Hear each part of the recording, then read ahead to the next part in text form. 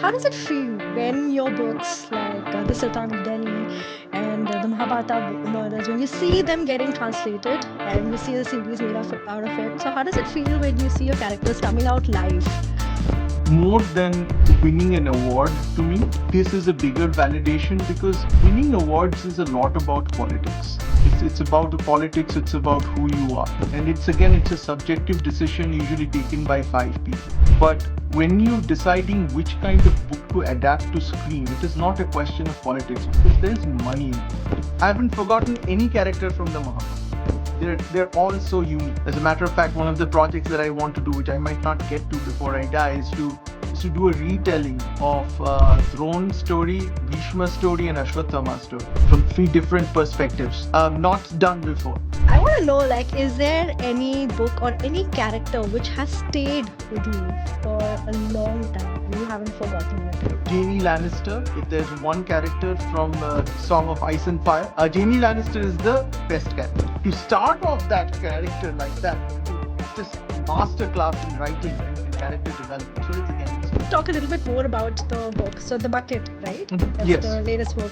See, most books are read by women. There's a lot of chick lit. There's very little lad lit. So I wanted to write a book about men. The Chetan Bhagat kind of books. They have been. It's more like love story, romance story, Ladki Patana, and all of that. But that is such a small part of the experience of being a man.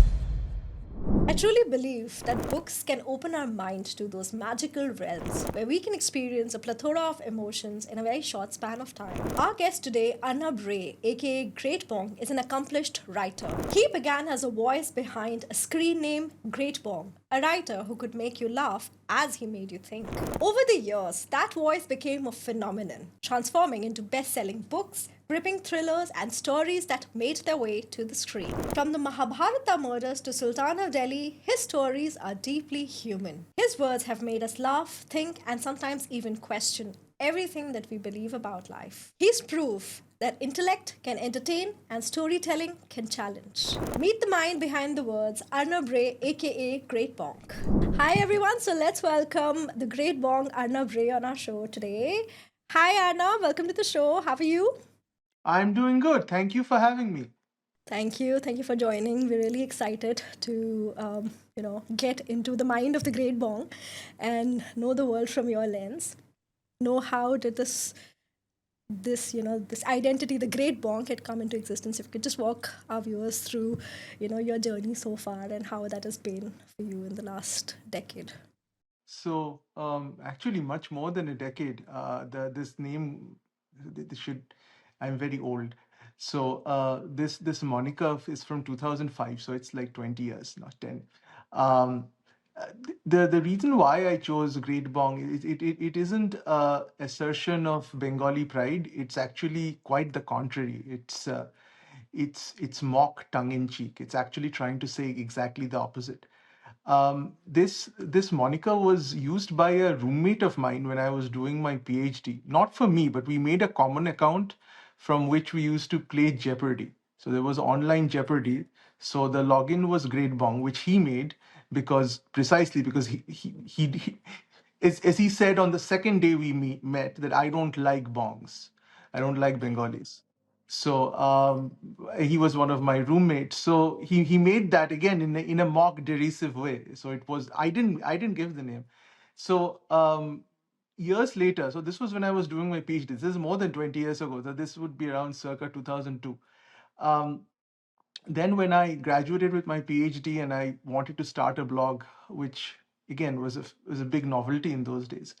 I was thinking of a moniker. I didn't want to blog under my real name. I don't know why, because everybody knows what my real name is pretty soon.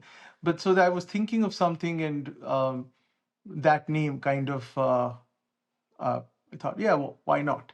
Again, it was, in retrospect, maybe I shouldn't have given the name Great Bong because what I didn't know in those days, and naive of me, was what Bong means in American culture, which is a receptacle of banned substances. So many people in America think that that is the reason why it's Great Bong. They think that that's the reason why it is so, but it's not because I've had greatbong.net, which was my blog, used to be blocked by many websites by many filtering software because they used to feel, of course, that the Great Bong meant something else. So yeah, in retrospect, I maybe shouldn't have chosen Great Bong, but I got a little bit of fame based on it, and after that, it became a brand, and I've moved away from it. I mean, my Twitter handle is still Great Bong, of course, but I prefer to be known by my real name now.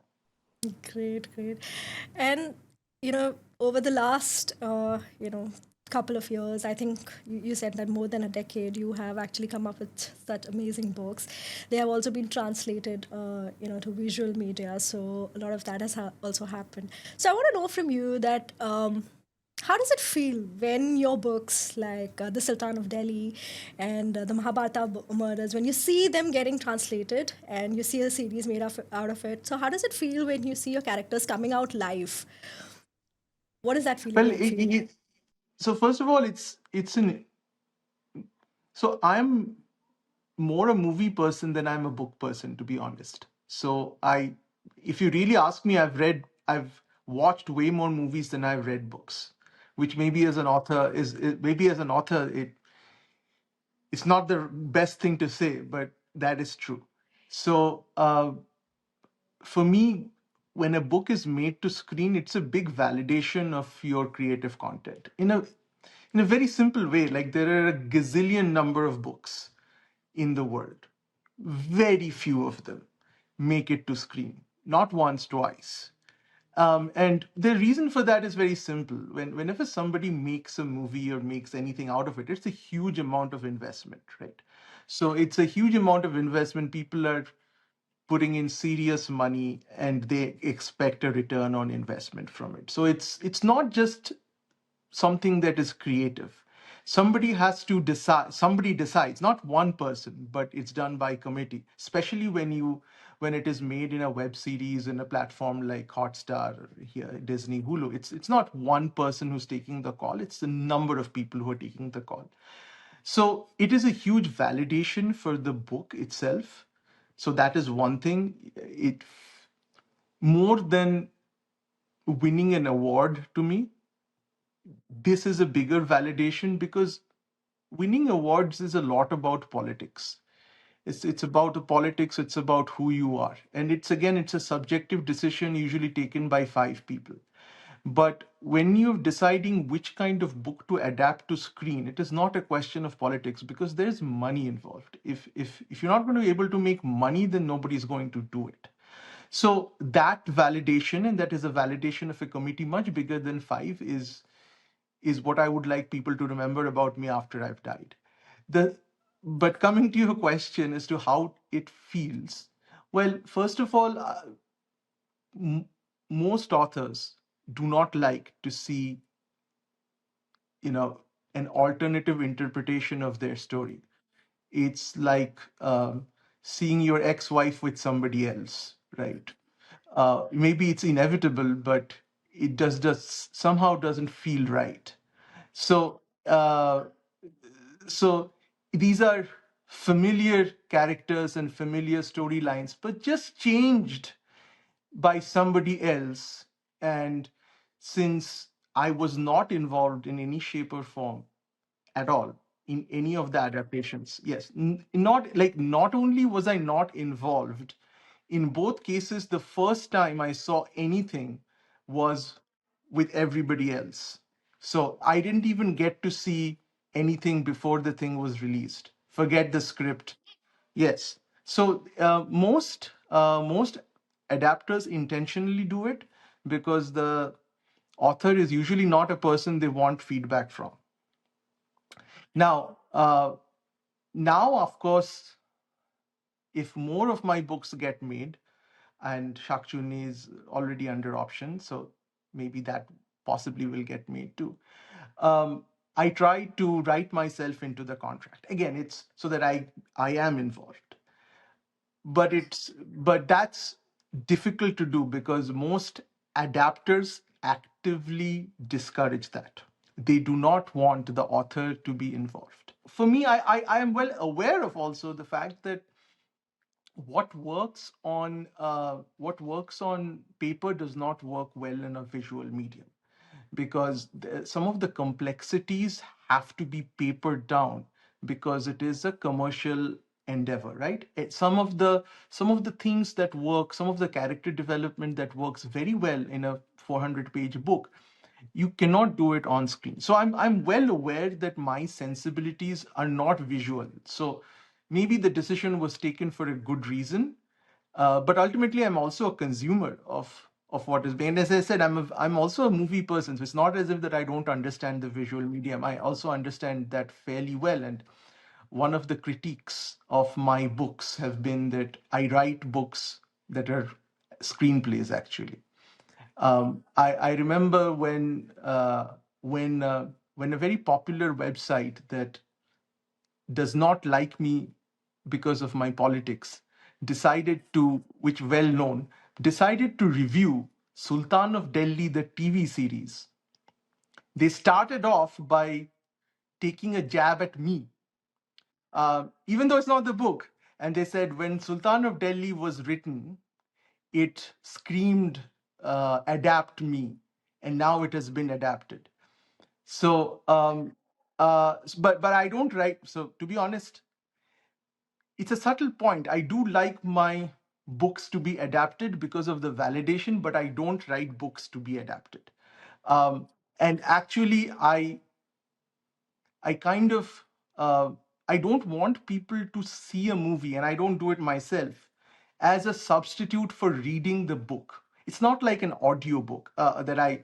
So if if you want to read the book, then do read the book. Don't see the movie as a surrogate for reading the book because it's a very yes, and that is a disservice to the book. I'll give an example that many people will understand. So Harry Potter, I actually did not read the book for many years. I saw the movies, and I saw three of the movies before I stopped watching them. I thought, what's the big deal about this? I mean, it's okay, I get it, but then I read the books, and the books are such a different experience from what the movies are. I mean, the movies, because of its playtime, kind of because it's 2 hours, 2.5 hours, it kind of papers over some of the genius of the writing, and you don't get it. You get so they take the story, and okay, so the Dementors, even that's a very good director who does part three. They're visually there, but it's not the visual part of it that makes Harry Potter unique. It's something very different. So if you want to read Harry Potter, read Harry Potter. Don't if you want to watch Harry Potter, you can watch Harry Potter, but there one is not a substitution for the other. Again, with respect, and again with respect to adaptations and source material, George R. R. Martin, though he hasn't publicly said anything, it's fairly obvious that George R. R. Martin does not like what happened to Game of Thrones and how it evolved. And how would you know that? Because he actually stopped writing the books. So the books are not been finished. So he's basically what that, and he's gone on to other projects. It's not that he's been writing this book, and he's written other books. He's written prequels, but he's not gotten down to, I think, Winds of Winter, which is the next book. And I think one of the reasons is because I'm going to hazard a guess. Whenever he starts to write, the visuals play in his mind, and he just cannot get down and finish it because it so disturbs him that he just. Because right now, what's happened is that, unfortunately for him, most people in the world have seen it. So once they have seen it, they might not read the book. And whoever is going to read the book already has seen it. So and that's usually how it doesn't work, right? So their mind has already been corrupted by what they have seen. And I think that is the problem that he now faces. So because most people don't think of them as different interpretations of the same thing, they think that both of them, there should be there should be some mathematical equivalence between them. So I think that's what he's worried about. So that's a long-winded answer to your question, but I think that's the more interesting answer. And you were talking about the book earlier, with Stephen King, and you were saying that this movie was better than the book. So I want to ask the same question to you. What do you think? The series that have been adapted. Do you think they do justice to your writing? So with Sultan of Delhi, so let's take them one by one. With Sultan of Delhi, the first thing is it was made into a commercial potboiler. Okay, so Sultan of Delhi was one of the most successful uh, web series in India ever in terms of viewership numbers. But the reason why, again, but I wasn't the audience for the book. I wasn't the audience for the web series. I'm sorry. So the book is and uh, coming back to that critique of the web series, which started off with my book, yeah, it ended with something. It said, basically saying Arnab Ray's book, as bad as it didn't use the word as bad as it was, but it was implied, at least had a sense of history to it. This one doesn't even have that. So, so in a way, true that the history part of it was taken out, and it was replaced by melodrama because that was the audience they were going for. So they took out parts of Sultan of Delhi, which were, and again, I understand they wanted the thing to be much simpler. And the way I like to tell people is, look, man, if I understood what people want, then I would be much richer than I am today. I mean, writing books would be my that would be my 24/7 profession. Obviously, I don't know what people want and I cannot write what people want. So when somebody is taking my stuff and adapting it into something that people want, that means they are doing a value add to it. Now, whether I am the audience for that, maybe not. Because again, I was going for something very different in Sultan of Delhi than the adaptation. So the adaptation was a crime drama. But Sultan of Delhi, at its heart, is about a father trying to be. He's a very imperfect human being, and because he had a very imperfect father, he's always struggled to be a father. So the entire saga is about a man who's struggling, but he's trying to be a better father than he was. But he realizes that even though he is the Sultan of Delhi, he controls the country, he cannot control his family. So that is what that in that angle is not there in the TV series. Again, they didn't even get to the family. It was just the one third of the book. But it's a setup. But even then, I doubt they did show the fact that his father is a disappointment. The main character Arjun Bhatia, they did have that his father is a huge disappointment and absent in his life, and he kind of becomes his own father, and so he either vacillates between very strict with his kids or being very lenient. He doesn't know what the middle ground is. So he's a very imperfect person. And so this is a book which is really about fatherhood disguised as a crime drama. But that subterfuge is gone in the adaptation. With Mahabharata Murders, I think, is truer to the story. But what it does take out, so it simplifies or dumps down the story. Again, that I'm not saying that's a wrong thing to do, because that's a commercial venture, right? You're catering to a much bigger audience. I'm catering to a very niche audience. So but what it changed from, again, Mahabharat Murders, the the murder mystery was there. There are two things it did that I wouldn't have done. One is that in India, people don't quite understand the difference between serial killer and multiple murders. So the difference between multiple murders, the Agatha Christie, well, Agatha Christie did have one or two serial killers also, but multiple murders means somebody kills multiple people, but common, there's a motive, there is a rational motive behind them. So he kills one person, then kills the next person to cover up the crime, then third person to cover up that crime. So it's usually that. What makes a serial killer is there is no connection between the different murders. It's the only thing is the imagination of the serial killer. So If you look at like, maybe the greatest serial killer movie ever made, Seven, David Fincher never spends any time in like why did he choose that person? Why didn't he choose the other person? Why didn't That's not important. So I think Mahabharata Murders, the adaptation got kind of bogged down by that. It tried to create this connection between the victims that is not there in the book. And when you do that, what happens is the story becomes over engineered and you spend time establishing things. In the cinematic medium, things need to move. So it becomes static. So that is one problem. And you don't need to do that actually. The other thing, this was the main thing. The other thing was more a gripe because it was part of the book, but I totally understand why it didn't make it to the final cut. So the book was about uh, abuse. It's not just a murder mystery. It's about abuse and how abuse is used as a context for somebody to understand what the Mahabharatian notion of dharma is.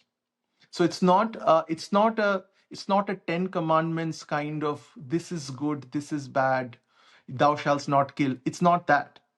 It's a far more pragmatic understanding that you commit deeds, your karma, and the consequence of the word karma is both the deed as well as the consequence, because in this philosophy you cannot separate the two. Unlike Christianity, where you can go and confess and not face the consequences of your actions, in this philosophy there is nothing like that. If you commit the act, the consequence is coming. So yes, so there is no notion of that here. So, but there is your own personal coda or your own personal ethics that you live by. And the only adharmic thing is not to obey your own rules. So it is to maintain a consistency in the world. So that's what Krishna tells Arjun about about what is. So it's not like, for instance, it's not the Ten Commandments. The first one says, "Thou shalt not kill," but there's an immediate question. Well, is it not okay for a soldier to kill then? It is, because the soldier's dharma is to kill. So if your dharma is not to kill, then it's a sin to kill. So it is a much more subtle understanding of what right and wrong is. It's not everything goes, by the way. There is a notion of right and wrong, but it's slightly more subtle. It's not like obey 10 little things. It's not a corporate policy. So this was there in the book at the end. So the main character, Ruxana Ahmed, understands that her father took a different view of what dharma was, and she takes a different view. And that is her understanding of the Mahabharata. That's the last scene. They didn't go into that level of depth. And that part I understand. But I would have preferred to see it, because I think that's what makes the book unique, honestly. I mean, murder mystery is fine. They might be better. But for me, writing any book, and I do not usually write a book until and unless there is something bigger than the plot. Even the books I like, I don't usually write it like, okay, I read a murder mystery. It's a good puzzle. But once I close it, I totally forget. I have no idea what I read. Like, if you ask me 2 weeks later, did you read that book? Yeah, I think I've read that book. I have zero recollection of the plot because I don't absorb it. But for books that are greater than the plot, like, for instance, I just finished reading John le Carre's Tinker Tailor Soldier Spy and Smiley's People.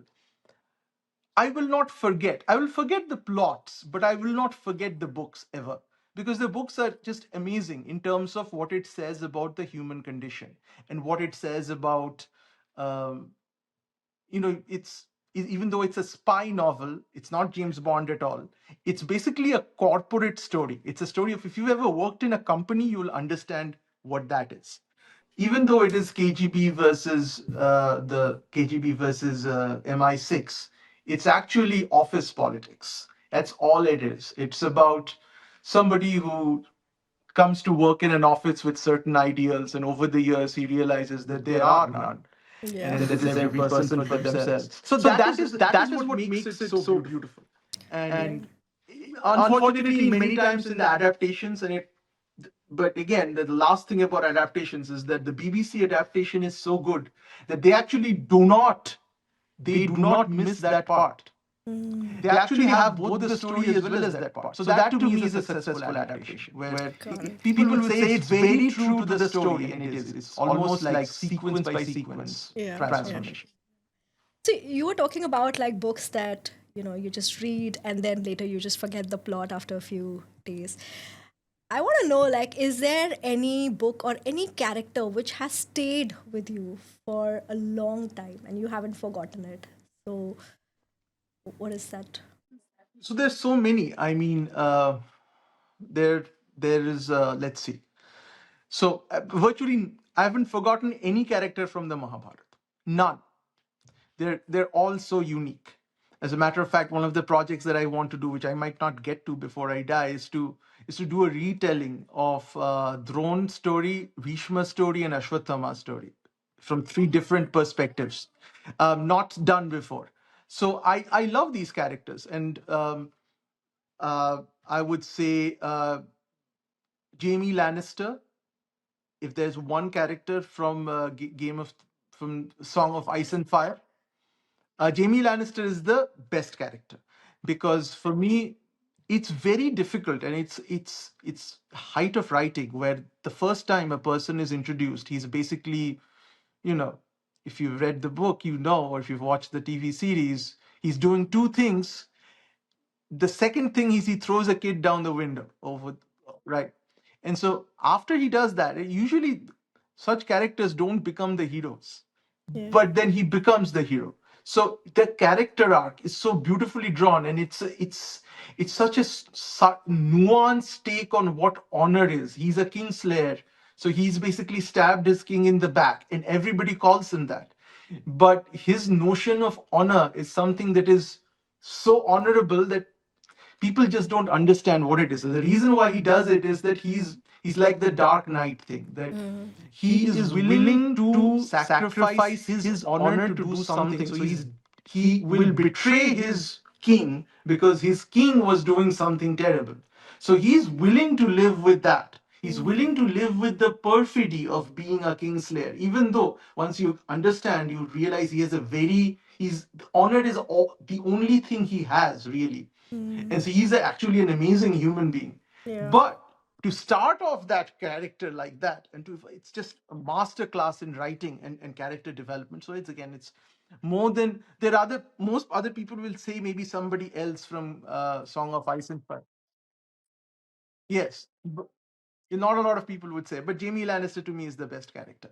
I would again I mean, everybody likes Harry Potter and stuff, but I wouldn't say any particular. So the great thing about A Song of Ice and Fire and Mahabharata is that both of them are character driven stories. So there are two kinds of stories. One is a plot driven story, and one is a character driven story. So character driven. So Harry Potter is absolutely a plot driven story, even though there are places where they have good characterization, for instance. But J.K. Rowling's the only place where she actually delves a little bit into character is only for Harry Potter, actually. All of the other characters are pretty flat in the sense that you could write a synopsis of them in 5 lines. But Harry is a character who actually evolves. So there is a place where Harry is, if you read through the books, initially Harry is very innocent and a kid. Then he becomes like a kind of angsty teen, nobody likes him. And then he becomes an evolved, mature human being. So you can see that journey through the books, right? He's the only person who kind of gets the development.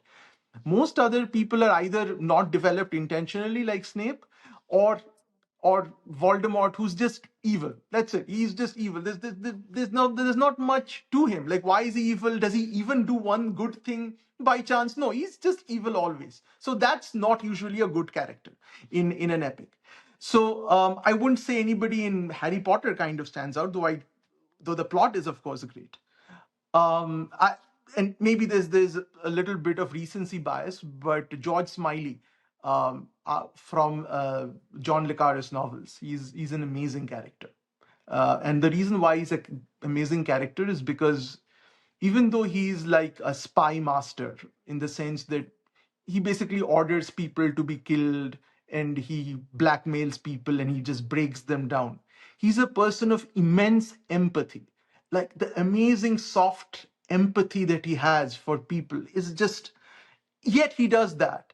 But he and that, and his awareness, it's not that he doesn't do bad things, but his awareness of his where his moral compass is always present. So he's like almost priest like, but essentially he asks people to be killed. That's who he is. But that's what makes it such a that's what makes him such a great character. And so I would say John le Carre's characterization is very, very good. uh who else? Well, that's okay. So Godfather. uh uh Godfather, it's of course Michael Corleone, because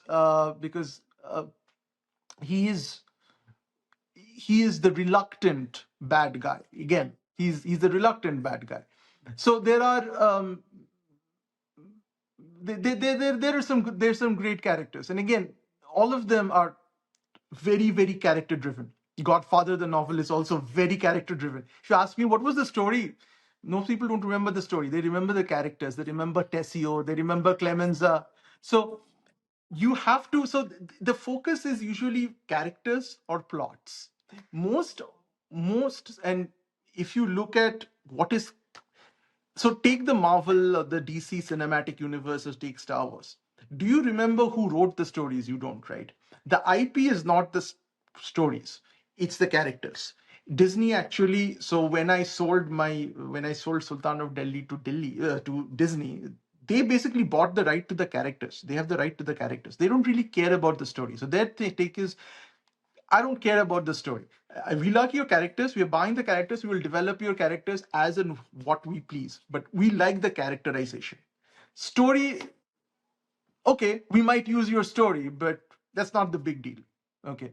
So that is really, in order to create, in my opinion, in order to create books that people remember, it is the characters and not the story. That people say, of course, I love the story, but what they really mean is I love the characters. There has to be something about the character that is unique. So ultimately, the stories, there is not a lot of innovation that you can do with stories.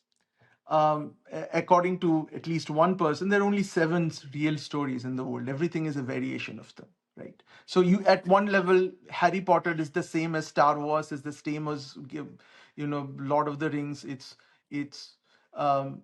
not Game of Thrones, by the way, but all of these are, there's a widget that you have to find, and there's somebody who's preventing you from, so these are like, there's a hero's journey. So there's really not a lot you can do in terms of new stories, but there's a gazillion number of things you can do with characters. So that's why, and as a matter of fact, my latest book, I have some test readers who read it. One of the people who, and I was so happy that at least one person got it. He said, this, among all your books, this is the most amazing characters. So there are four characters, and these four characters are so beautiful. And this is exactly what I was going for. It is not plot driven, it is character driven. It's four people, four middle aged men. And that's really all that the book is about. Yes, there's a murder mystery. Yes, there is a psychological horror and all.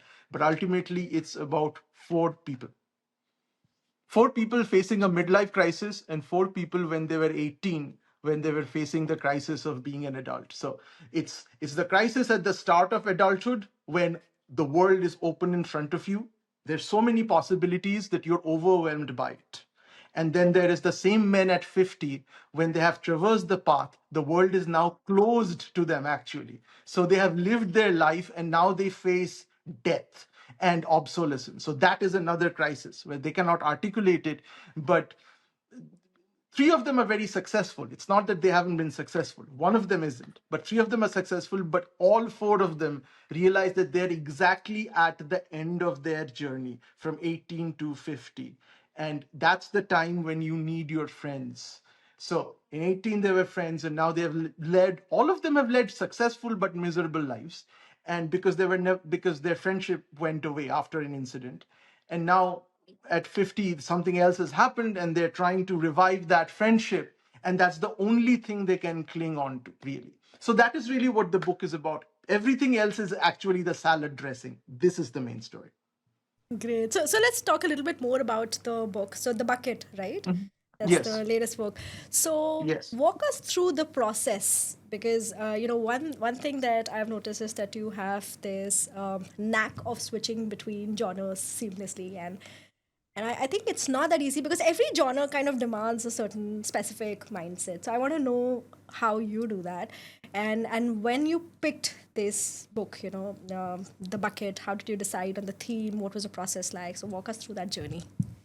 Sure. So, see, most books are read by women. So women read more books, and so books are written for women mostly. That's just the way the market is. Um, so there's a lot of chick lit. There's very little lad lit. So there is nothing called lad lit, and that's so there's chick lit because there's a lot of women who read books. So there's books written by women for women. So it's about female bonding, it's about relationships, what it's about that.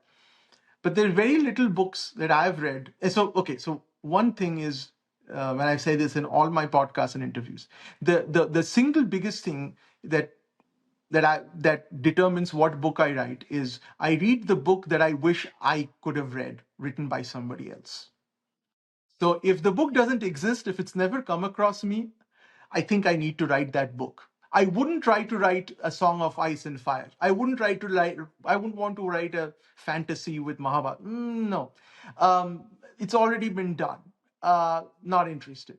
But if something I haven't read and I would have liked to read, then I try to write it. So I wanted to write a book about men.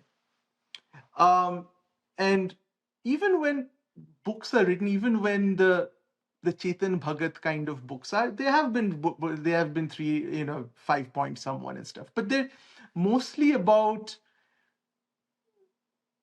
men with respect to women. It's more like love story, romance story, Larki Patana, and all of that. But that is such a small part of the experience of being a man. It's a very small slice, and after a certain age and maturity, that is not that. I mean, again, there are exceptions, but that is really not what defines your happiness. So this is a book about men's mental health.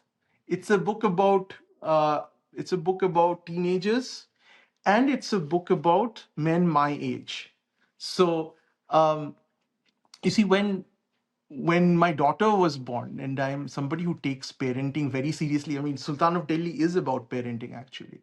So since she was a daughter, since she was I was now seeing the world from a very different perspective than when the first time around when I saw world. When she's 12, when I was 12, they're totally different perspective of the world, right?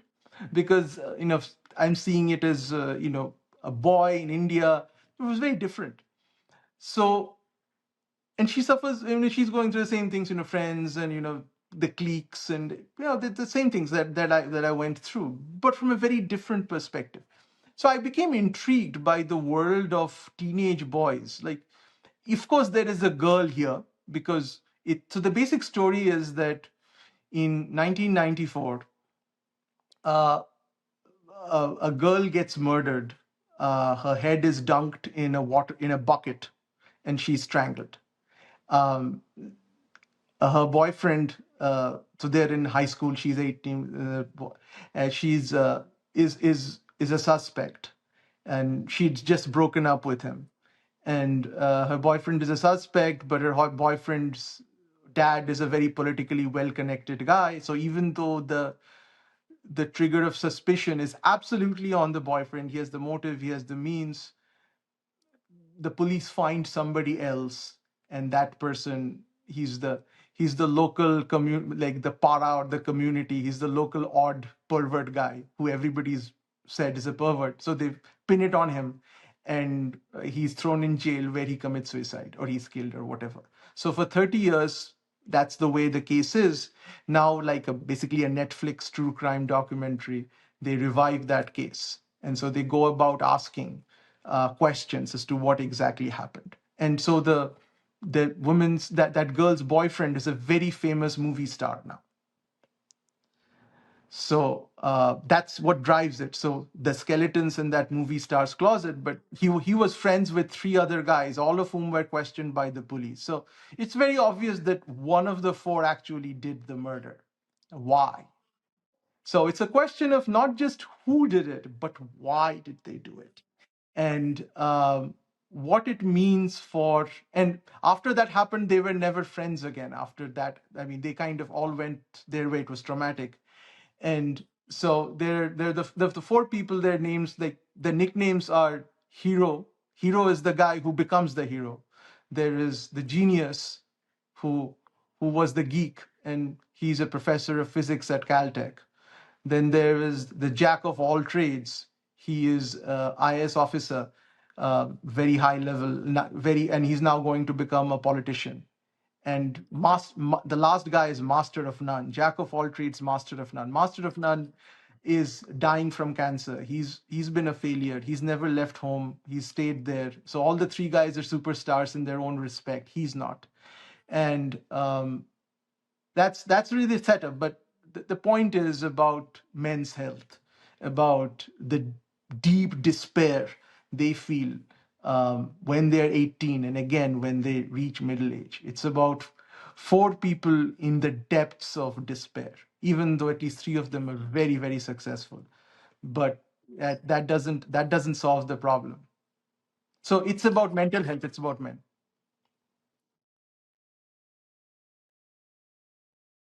This book actually was the fastest I'd written, and the reason is very simple.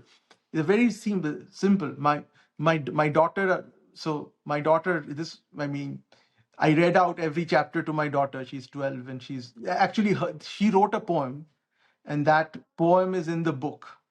And that's one of the motives of the murder. And so she wrote that book. She wrote that poem, and part of it is inspired by that poem she wrote for my birthday. So it's a horror poem about a rose. So when I read it, she got it. She said, these four characters are four aspects of you, aren't they? Yes, it is actually. So these four people see the so my worldview, the person I am, is basically a composite of these four people. So they're split into four people in four different ways. And so that's why it didn't. So since this is a character-driven story, and of course I know myself very well, it doesn't take a it was very fast writing. So it's about Kolkata in the 90s, something which I don't need any research on, and it's about people very much like me. So that too I didn't need research on. So it was all about writing, and I really enjoyed writing it because for the first time I just got to like keep the characters in the center. Like Mahabharata Murders is very plot driven. There is one character who kind of does have emotional growth, which is who's the main detective. It's like the Harry Potter thing. It's plot driven. There's only one character who has a character arc, but this one it's all about the four friends, and implicitly through their memories of her, the murdered girl, who doesn't come in as a character because she's dead but the way all four of them remember her, um, that's how she comes alive in a way. Amazing. Can't wait to read it. There's also another very interesting book that you talk about. You haven't written it yet, I think. The Gunda Liberal, right? Yes. So, what's that about? Why this So the name, The Gunda Gunda? Liberal is actually a Yeah. non-fiction. So one of the things again that I find lacking, because I'm not just an author, I'm also a political animal, and Yeah. I started off this podcast saying there is a website that doesn't like me because of my politics. So Yeah. that should tell people that I do have politics. Yeah. I've had that for 20 years. So I feel that in the Indian space, there is a lack of books on political philosophy. So, but what I mean by that is it's not a question of the immediacy of politics. It's not like, here's how BJP won in 2014. There are a gazillion number of books on that. Or there's this is but there are very few books that deconstruct uh, what it means to be a liberal. What is meant by identity politics? So this book is basically, what the basic thesis of this book is, that um, there was something called a liberal at one point of time. So the ideal of liberalism was that we were individuals. So the pinnacle of being a liberal was, we do not have group identities. We are, so religion, bad, group identity. Um, so, and our relationship with each other and the state is one of self interest. So, what we want is, we don't want Ram Mandir. We want hospitals, we want schools, we want. So it's a transactional, individual based relationship with the community and the state. That was what classic liberalism was. And while this was a worthy ideal to strive for, it was doomed to failure, because we are not rational individuals. And years ago, thousands of years ago, Plato said that in his critique of democracy. There is a third aspect of the human beings are, there is self-interest, just like food, drink, just to keep us alive. Then there is arts and stuff, that reading books, which is, we we would rather not stay alive and read books and entertain ourselves, right? We would rather drink and drive home and kill ourselves than, self-interest. So that's the second part of our aspect. And the third part aspect is what he called thumos, or glory, which is validation from our community. So that's why you have firefighters. That's why people fight for their country. I mean, it's not tied to your rational self-interest, right? You're going to die. So that part. So the Gunda liberal is somebody who recognizes the notion of identity. It's a more pragmatic state of what liberalism is, and it identifies that the enemy of liberalism is not religious fundamentalism as it is progressive ideals. So, progressivism, which in my book I called BuzzFeed communism. So it came from, it's basically Marxist theory, which has been, so the main thing is that the reason why Marxism failed was that Marxism uh, basically clutched onto the wrong identities. It said, you're a farmer, you're a nobody thinks of themselves as a farmer or a mill worker or a laborer. Everybody thinks of themselves as, I will become rich, right? So maybe I'm not rich now, but I'll become rich. Nobody thinks of themselves perennially as a farmer, right? They think, so the identities that work are your gender, your religion. These are the identities that are native to us. So the progressive ideals actually split society based on the identities that really hit. So these are the real identities that we have. Now, in order for us to, there are certain other identities that are sometimes constructed. These are the good identities in many ways. Like, I support Kolkata Knight Riders, right? Kolkata Knight Riders gives me an identity and gives me a community which is not seen to be, which does not make it threatening. Like religion, if you identify with one religion, it's seen as threatening because of the weight of history. But if I say I am a Kolkata Knight Rider guy, somebody from Chennai Super Kings automatically will not think badly of me, right? There will not be an enmity. There might be trolling, but there will not be enmity, right? Because there are certain other identities that have been, so the country is the only identity that would have worked if we had just kept India versus Pakistan. But no, we want to even split that identity up. So progressivism has basically ruined classic liberalism. So now we are left with a concoction. And that is what a Gunda liberal is. The Gunda liberal recognizes the world we live in and tries to walk the path as close to liberalism as they can, while recognizing that we are also fundamentally flawed. I cannot get over my animus for communism because of the way I grew up. Because I grew up in, communist Bengal.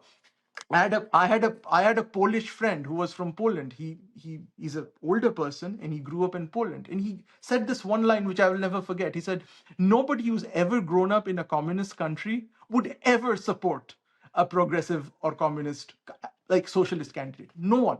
The people who support them are people who have not grown up in a communist country. I've grown up in Poland. I've seen who they are."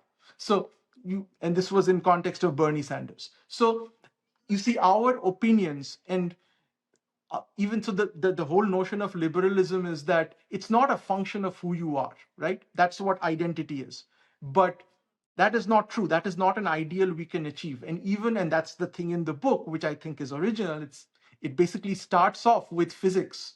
It starts off with the notion of an inertial reference frame. It starts off with quantum theory, that the observer, even in the physical world, the observer determines the nature of the truth. Truth is not an unobserverless thing. There is nothing like that. So even the act of observation determines whether something is a wave or a particle. That's really what quantum theory says. So politics itself, the fact that it's healthcare or it's that is not the thing. It is you. You are part of your politics. So you cannot take identity away, just like you cannot take an observer away from quantum theory. Wow, you're clearly So so that's the passionate about it. So I'm really looking forward to reading so this. that's the book. That's the Yeah, basic yeah. idea of the book, which I show with examples from history Yeah, yeah. Have you and written physics. this or is this work in progress? No, I've written some outlines of it. I just kind of write down things when things occur to me, because it's very different from writing a fiction book. But again, so this is again a point that I believe that has not been made anywhere in the world. I haven't read a book like this. I'm not just talking in an Indian context. I elaborate it with actual his like the rise of Trump, how you can explain that. Why does Modi win? So I first establish a theory and then I show practical examples of why it works in real life. And I have two more questions before we wrap up. Sure. Number one is I want to know, like, who is your source of inspiration? Because we all kind of drive inspiration from people either around us or we have some role models. But who is your source of inspiration, particularly like for in this field of work? So again, I have many people who the problem with the problem with inspiration and gurus is that they frequently fail you.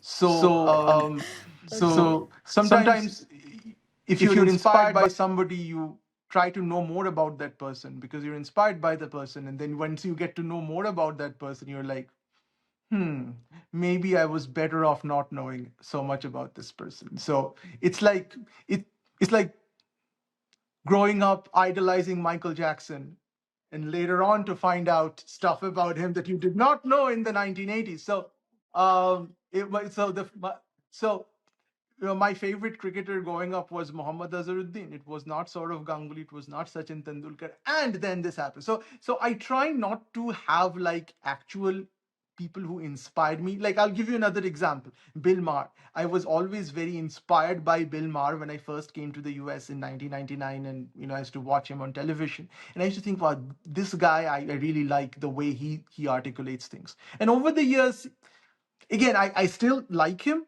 but I think he's become a little bit more loony than I would have liked. So again, that happens when and that's the problem being inspired by live people, because there are two things about we all have trajectories in our life. So we're basically moving through space and time. And so while we might be inspired by something at one point in space time, remember, I'm moving, that person's moving. So it's very unlikely that our trajectories will be aligned together. So that's why marriages break. That's why you shouldn't be inspired by anyone, because our trajectories in through space time are not likely to remain aligned. They're only aligned for short segments, and then they mostly diverge. They can converge again, but they will diverge. Interesting. I always believe that an author's mind is an enigma. Difficult to read, so many things going on, and but interesting. Very interesting take on that. Um, I want you to give one message to all your followers, to people who love and admire your work. If there is anything that you'd like to tell them, it could be related to the book, The Bucket, or your upcoming work, The Gunda Liberal. If there's one thing you'd like to tell them. So the one thing that I like to tell people is, in this might sound a little needy, but I don't think people say this enough. But be my friend. Um, what I mean by this is, I honestly don't write for money. I don't make any. So, and I think very few people can actually make money from writing, right? So it's not a profession for me. I mean, I have another job. This has got nothing to do with this.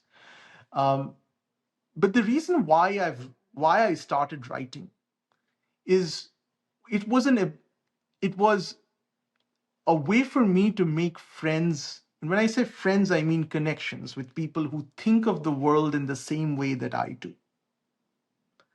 So, I- and I don't want to sound arrogant, but I've even when I was growing up, I realized I wasn't like everybody else. So I thought of the world, I looked at it in a very different way. So the thing is, when you grow up, the only people you can connect with are people in your immediate vicinity, right? In your physical proximity. Um, and I was always never quite. I mean, I had friends, but never to that extent because I was all a little different. But once I started blogging and once I started, I was able to connect with people who thought like me, who again they might not agree with me. And many times these friendships that I've made are no longer friendships because they've decided that agreement is more important than connection, and that's their decision to take. But one of the things that I always like to say is that, when I'm in the city, like, come and meet me. I really look forward to making human connections. I mean, even though I'm on Twitter and social media, I'm still a very old-fashioned person. I actually like to meet people and talk to them face to face. I mean, even this is, I actually like doing it more than anything else because I'm talking to a human being. And so I really like, and I've said this to people. I remember it was last time when I was in Bombay for my Sultan of Delhi release. Somebody came up to me and said, the only reason I usually normally don't meet people, I mean, I'm a shy person, but the reason why I came was that I had said this once. I said that if you like my work, and if you really want to thank me, if I've made a difference, just one thing, come and meet me. Just come and say that to me, to my face, that I like your work. That's it. That's really all that people are. I mean, that's the only reason I write, right? It is one kind of validation. One of the biggest, and that comes to one of the things that I said, it's not just a question of authors.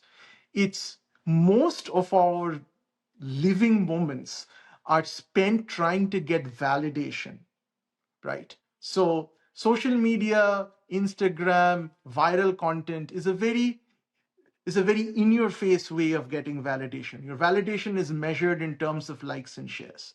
But right?